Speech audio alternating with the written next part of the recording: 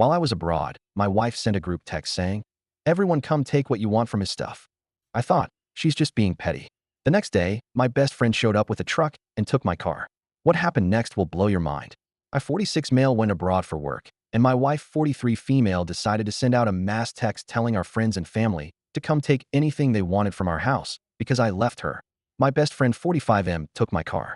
I returned to find my life dismantled, house stripped, and marriage destroyed, all while uncovering betrayal that spanned months, maybe years. Now I'm trying to rebuild and figure out if I even want to have relationships again. "You weren't supposed to come back early," she said without looking at me. I stood in what used to be my living room. The space where our bookshelf had been was empty, except for some faint marks on the carpet where the legs had rested for 10 years. My TV was gone. The couch we bought together in 2008, gone. Even the framed wedding photo over the fireplace was missing. "Of course I came back," I said, still stunned. "You said you were overwhelmed. I wanted to surprise you." Brielle sat on the edge of the bed, arms folded, her expression unreadable. I couldn't tell if she was annoyed, ashamed, or just bored of it all. It was the first real conversation we had in over 6 weeks. "I'm Nolan. I work in IT consulting and was on assignment in Munich for what was supposed to be 4 months. The company offered a nice per diem and apartment, and I'd get a performance bonus if I saw the project through." Brielle, my wife of 19 years, stayed home in Portland because she had photography gigs lined up. We agreed on the separation, physically, not emotionally. Or so I thought. The first few weeks were uneventful. Video calls every couple of days, texts in between. She'd send photos of our dog, jokes from her shoots, random memes. Nothing seemed off. But by the 6th week, her responses were clipped, delayed. I chalked it up to burnout. I'd been in that zone before. Then, in week 8, I woke up to a barrage of texts from friends back home. Screenshots. One of them said, "Bro, is this real?" Attached was a group text from Brielle that said, "Hey everyone, if you want anything from Nolan's stuff, come grab it this weekend. He left, and I'm done waiting for him to figure it out. TV, records, his stuff in the garage, whatever. First come, first serve." I stared at it, trying to make sense of the words. Was this a joke? Had she been hacked? I tried calling her immediately, straight to voicemail. Texts went unread. Her social media profiles disappeared the next day. At first, I convinced myself she was being dramatic, maybe venting, trying to get a rise out of me. We'd had rough patches before. But then, the next morning, my best friend Camden texted me. Just a picture of my Audi S4. Captioned, "Thanks for the ride." She said you wouldn't be needing it. I wanted to vomit. I stared at the screen, the text, the smug smile on his face in the photo. This wasn't just a misunderstanding. Something deeper, darker, and deliberate was happening. But I couldn't leave Munich. I had 9 days left. If I broke the contract early, I'd forfeit the bonus and risk damaging my standing with the company. I'd worked too hard for too long to throw it all away without knowing the full story. So I waited. And I seethed. When I finally landed back in Portland, I drove straight from the airport to my house. Or what was left of it. The front door was unlocked. Inside, it looked like an estate sale had taken place without me. Furniture, gone. Electronics, gone. Clothes, books, artwork, appliances. Even the blender. There was no sign of a break-in. Just a voluntary evacuation of everything I had built. The only thing left was our bed. And her. She wasn't expecting me for another week. She hadn't even bothered to leave. There was a yellow sticky note on the fridge. "No, dear Nolan." No explanations. Just a scribbled line. "You were never here when I needed you. I'm done." And that was it. No warning. No conversation. Just a scorched earth campaign executed in broad daylight. I learned later through a mix of detective work, reluctant confessions, and a very expensive private investigator that Brielle had been planning this for over 2 months. She had started seeing someone, Judson, a climbing instructor she met at a wedding shoot in Bend. They'd gone on a business retreat together in June. That was when the affair started. Around the same time, she started moving money from our joint account into a new account under her maiden name. She told her family I was emotionally unavailable and had moved on in Europe. She painted me as a neglectful husband who left her behind to chase career dreams. I wasn't cheating. I wasn't even socializing. Most nights I was up until 2 a.m. reviewing performance audits. I was exhausted, but I was doing it for us. For our future. Camden, my best friend since high school, had apparently been in on it. He helped her haul stuff out. Took the Audi. Told our circle I gave it to him because I didn't care anymore. I went numb. The house was practically empty, but the betrayal filled every corner. I contacted a lawyer immediately and began proceedings. The PI helped trace where some of the big-ticket items went. My guitar, my grandfather's watch, even the kayak I hadn't used in 2 years. Brielle had pawned some of them. Gave others away. Said she was starting over. My Audi, still registered in my name. So I filed a police report. Stolen vehicle. Camden got pulled over driving it the following week and had to explain to the cops why his name wasn't on the title. The car was impounded, and I reclaimed it. One small victory, but there was no satisfaction, no closure, just an overwhelming sense of loss, of years wasted, trust shattered, identity fractured. I spent the next month sleeping on an air mattress in a hollowed-out home, waiting for the divorce hearing. I declined invites from friends, those who hadn't betrayed me. I didn't want sympathy. I wanted silence. The therapist I started seeing told me I was grieving a living person and that it would take time. I didn't argue. I just nodded. In court, Brielle acted like I was the villain, said I abandoned the marriage. Her lawyer painted me as career-obsessed and emotionally cold. But I had proof, texts, bank records, the PI's report. The judge wasn't swayed by crocodile tears. The house was sold. We split the proceeds. I got my Audi back, my watch, my dignity, mostly. I moved to Pistoria, a place with no memories, no ghosts, just sea air, quiet mornings, and space to start over. I didn't talk to anyone from our old circle for a long time. Every time my phone buzzed, I had to suppress the urge to ignore it. I wasn't sure who I could trust, who knew what, who played along, who watched it all happen and said nothing. A few of them reached out, some with awkward apologies. She told us you left her emotionally, one said. Another, we thought you were going to move to Europe full-time. She said you were with someone over there. All lies, crafted carefully, repeated often, and accepted because they were convenient. Because it's easier to believe someone walked away than to accept they were pushed. I didn't bother correcting everyone. Some weren't worth the energy. But there were a very few, who were stunned when they saw the police report. When they realized the car Camden had been flaunting wasn't his. When they found out Brielle had emptied our joint account. One of them, Tanya, a mutual friend from our college days, called me after seeing Camden's mugshot on a Reddit thread, of all places. I didn't know it was this bad, she said quietly. I believed her. She wasn't close with Brielle, not after the wedding. They'd had a falling out years ago. She said something once about Brielle being a performer, not a partner. I didn't want to hear it at the time. I thought she was being bitter.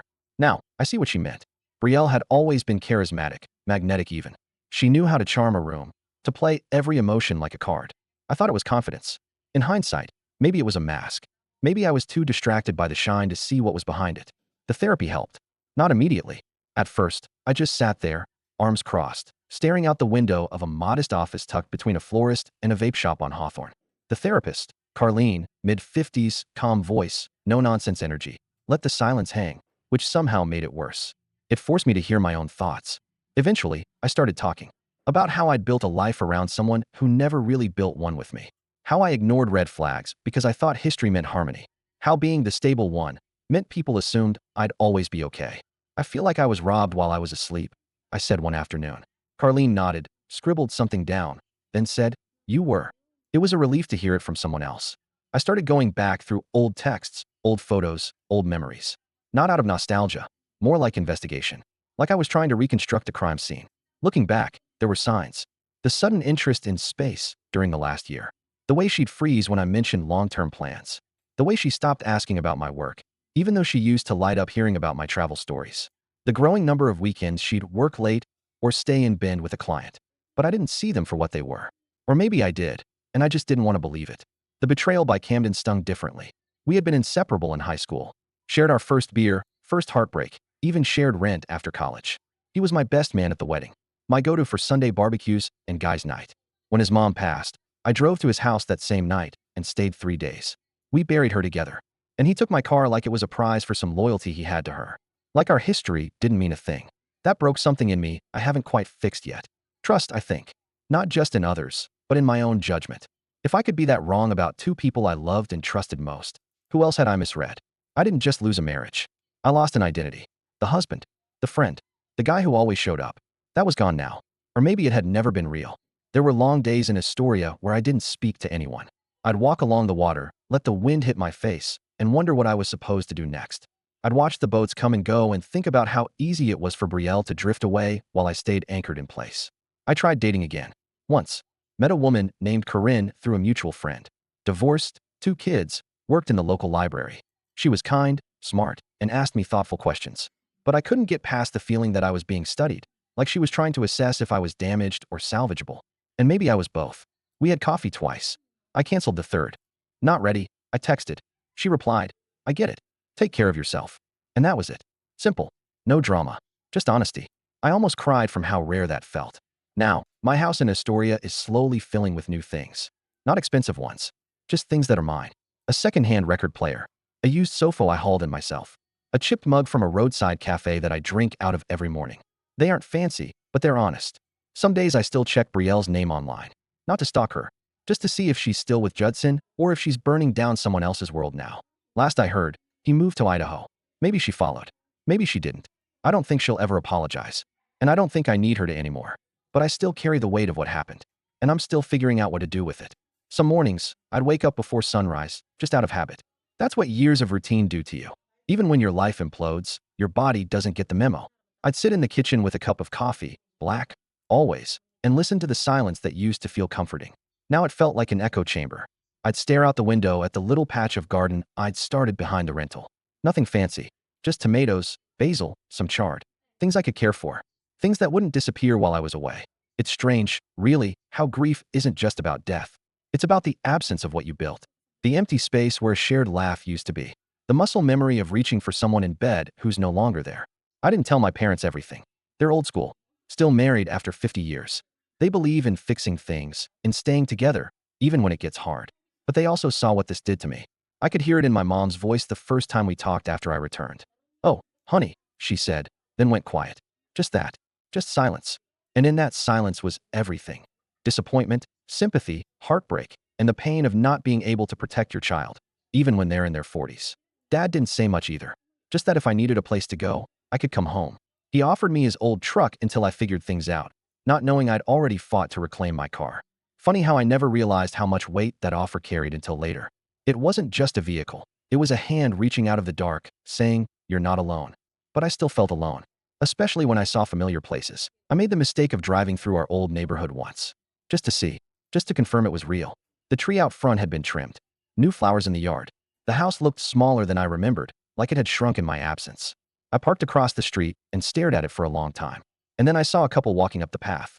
Young, probably newlyweds, laughing about something. The man reached out and opened the door for her, like I used to do for Brielle. I watched them disappear inside, and I drove away. It hit me harder than I expected, not because I missed the house, but because I realized the life we built could so easily be inhabited by someone else. Like none of it mattered. Like it had been a stage set, quickly torn down and rebuilt for a new show. I called Carlene that afternoon and left a long, rambling voicemail. When we met later that week, she asked, "What did you feel when you saw them?" "I felt replaceable," I said. And that was the truth. She told me something I haven't been able to forget. "You weren't replaced, Nolan. You were released." At the time, I didn't believe her. But it stuck with me. There were good days, too. I won't pretend it was all grief and self-pity. Slowly, I started connecting with the world again. I got to know a few neighbors, mostly retirees, dog lovers, quiet types. I went to the local farmers market on Saturdays, picked up pastries from a French woman who insisted I take free samples because I looked too thin. I helped an elderly man named Bruce fix his fence. He paid me in homemade pickles and a beer on his back porch. No expectations. Just two people who had seen some stuff, trying to pass the time. I started painting again. Nothing serious. Just brush strokes on canvas. Colors that had no meaning until they did. I hadn't picked up a brush since college. Brielle used to say I had no sense of composition. She laughed about it, but not in a kind way. Now I painted whatever I wanted. And it didn't matter if it was good. It was mine. One night, maybe 4 months into my new life, I found myself digging through a box of old photos I'd taken back from the house before we sold it. Among them was a Polaroid of Brielle and me from our 5th anniversary. We were in Seattle, standing outside Pike Place Market. She was laughing, really laughing, with her whole face. My arm was around her, and I looked happy, genuinely happy. I stared at that photo for a long time, not out of longing, but to remind myself that version of us did exist. We weren't always broken, but people change, or they reveal who they always were when the mask slips. That's what I've come to understand. Not everything ends because it was fake. Some things end because they can't keep pretending anymore. And sometimes, you have to lose everything to find the one thing that matters. Yourself. But no, I'm not there yet. I'm still rebuilding. Still trying to believe that maybe, just maybe, there's life after being left behind. I started keeping a journal. Nothing fancy. Just a dollar store notebook with a plain black cover. I kept it on my nightstand, and every evening before bed, I'd jot down a few lines. Some nights it was a full page. Other nights, just a sentence like, "Today I felt normal," or "I didn't think about her until lunch." It wasn't meant to be profound. I wasn't writing for anyone but myself. But over time, I noticed the entries were changing. At first, they were angry, wounded, then confused, reflective. Eventually, they became more curious. What would it look like to live without always preparing for the next heartbreak? I didn't have an answer, but I liked asking the question. Brielle never contacted me. Not once. No apology. No late-night regret text. Not even a "hope you're doing okay" after the divorce papers were signed. In some ways, that made it easier. I didn't have to wonder what she wanted. I didn't have to wrestle with temptation to forgive or rekindle. She had vanished completely, like a part of my life had been cut out with surgical precision. Still, every now and then, someone from our old world would pop up. An old mutual friend sent me a message on Facebook. A woman named Elise, who used to work with Brielle on photo shoots, told me Judson was no longer in the picture. Apparently, he moved to Boise, and Brielle stayed in Bend, living with some new guy who worked in real estate. Elise said she looked different lately. Quieter. Tired. I read the message and didn't respond. What was I supposed to say? Tell her I said hi? I hope she's finding peace. No, that wasn't my role anymore. Her story continued without me in it, and mine was doing the same. I left the message on read and closed the app. A few days later, I saw Camden at the Safeway in Astoria. It was bound to happen eventually. He looked older, thinner, grayer at the temples. He was pushing a half-empty cart down the frozen food aisle when he spotted me. Our eyes met. Neither of us moved. I watched his jaw tighten. He looked like he wanted to say something, maybe offer an apology or a weak justification, but then he just nodded once and turned away. That was it. It should have felt victorious, or at least satisfying, but it didn't. It felt like a ghost had walked past me, and I had nothing left to say to it. Later that night, I wrote in the journal, I think I'm finally letting go of the anger, not because they deserve forgiveness, but because I deserve peace. It wasn't some grand revelation, just a small shift, a subtle exhale. I started working part-time at a local community center, teaching basic tech classes to seniors. How to use their phones, how to avoid phishing scams, how to FaceTime their grandkids. They were grateful, patient, funny. It gave me structure, purpose.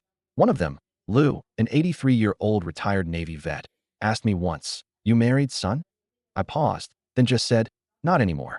He nodded like he understood everything in that one sentence. Sometimes that's the best thing, he said, tapping his cane on the floor. Freedom comes in strange ways. We didn't talk about it again, but every Thursday after class, he'd pat my shoulder and say, "Keep going." That became a kind of mantra. Keep going. Even when you're tired. Even when the past knocks on the door. Even when you're not sure what the hell you're doing. Just keep going. One afternoon, I was walking back from the bakery when I saw someone taking photos of the bridge, an old metal Nikon dangling from her neck, hair caught in the wind. She was probably mid-30s. Focused, present, completely in her own world. For a moment, I stopped. Not because I was attracted to her, though she was beautiful, but because I realized I didn't feel dread. I didn't tense up or look for signs of betrayal in her face. I just admired the moment, then kept walking. That felt big. Huge, even. Because it meant I was healing. Not healed. Not yet. But healing. Still, there were nights when the memories crept in. A song would come on the radio. A movie we used to watch together would play in the background while I cooked dinner. I'd remember how she used to sing along while chopping vegetables, barefoot in the kitchen, humming something old and familiar. Those moments came without warning, like emotional landmines. But now, instead of exploding, they just left a quiet ache. And that, I could live with. Sometimes I wondered what she told people. Did she ever take responsibility? Or was I still the cold, distant husband in her version of events? I'll never know. But I've stopped trying to win the narrative. What matters now is how I live. How I show up for myself. How I build something honest, even if it's small and imperfect. Like my little garden. Or the paintings on my wall. Or the slow, cautious friendships I've started to form with the people in my new town. There's one guy, Jasper, owns the bait and tackle shop down by the docks. Grizzled, funny, kind in a way that sneaks up on you. We grab coffee sometimes. He doesn't ask too many questions. Just tells stories about salmon runs and the ones that got away. I like that. I like being around people who aren't digging for gossip or drama. Just real, grounded folks. One night over coffee, he said, "You ever notice how some people never come back after a storm?" "Yeah," I said. "And some do," he added. "But they're never the same." I nodded. That's not always a bad thing. He raised his cup. "No, it ain't." That was it. No grand speeches. Just understanding. And that was enough. Months rolled by like waves on the coast. Relentless, unhurried, and inevitable. By the time my first full year in Astoria passed, the air had shifted. I wasn't just surviving anymore. I was grounded. Steady. That spring, I bought a fixer-upper a few blocks from the water. Small house. Faded blue siding. A porch in desperate need of sanding. But it was mine. Every wall I painted, every squeaky hinge I oiled, felt like another layer of myself being restored. One day while clearing the garage, I found an old flash drive in a box labeled Nolan's Junk. It must have come from the pile of things I salvaged from the Portland house. I didn't recognize it, but curiosity won. I plugged it into my laptop. It was filled with old backups of Brielle's photography work, client folders, edited wedding albums, Lightroom presets. But buried in a folder labeled Personal was something else entirely.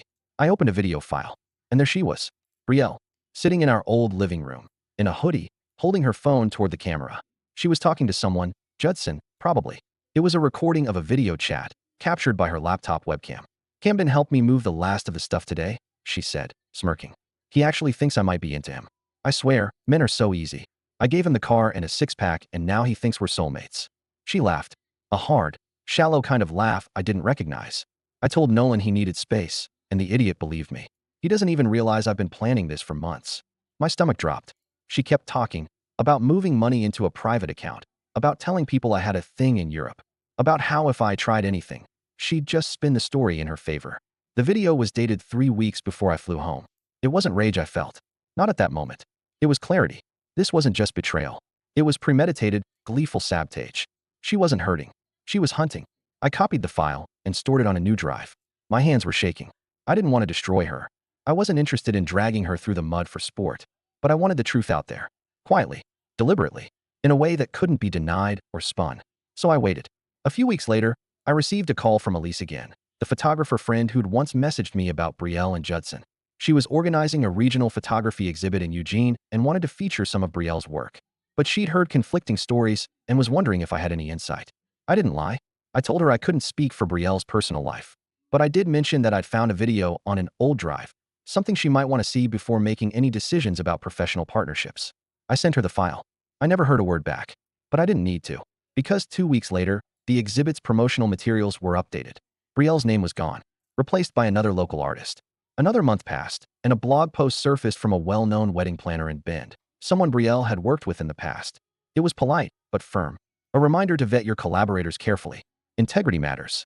The comments under the post were curious. Cryptic. I didn't comment. Didn't share it. Didn't have to. The video made its rounds. Not to the public, not to social media, but to the people who mattered in her world. A few former clients, colleagues, and event organizers.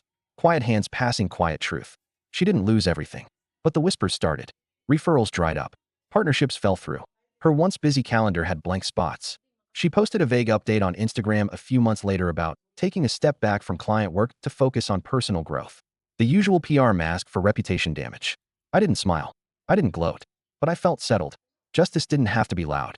Sometimes, it's just the truth slipping through the cracks. As for Camden, he reached out. A short email. No subject line. Just, I was wrong. I hope someday you can forgive me. I don't expect a reply. I didn't give him one. Not because I was angry. I wasn't. Not anymore. But forgiveness isn't the same as reunion. He had made his choice. So had I. This winter, I finished renovating the porch. Painted it a deep forest green. Hung wind chimes on the corner beam. Now I sit out there most evenings, a blanket on my lap, the salty breeze brushing my skin. Sometimes neighbors wave as they pass.